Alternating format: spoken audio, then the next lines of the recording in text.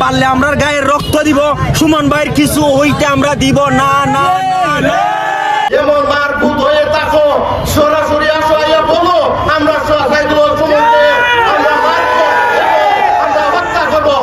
আমরা প্রশাসনের লোক লাগবে না, আমরাই তোমাদেরকে পিটিয়ে হত্যা করে দেবো। মধ্যে আছি যে আমরা জানি আমাদেরই হবিগঞ্জের রত্ন এস.এম. কিবরিয়াকে হত্যা করা হয়েছে। এই জন্য নেত্রীকে বিনয়ের সঙ্গে অনুরোধ জানাবো, ব্যারিস্টার সৈয়দ সাইদুল হক সুমন ভাইয়ের মতো একজন রত্নকে যেন যত্ন করে রাখা হয়। আপনারা হুমকি দিবেন, আপনাদের হুমকি এই ধমকি এই ঝুলার কাঠ মানব পরিবাদী মানবে। আমি অনতিবিলম্বে সংসদ চলছে, স্পিকার মহোদয়, স্বরাষ্ট্রমন্ত্রী, তাড়াতাড়ি আপনারা এই সাধারণ জনগণকে শান্ত করুন। একটা কথা বলতে চাই, যারা আপনারা হুমকি দামকি দিতেছে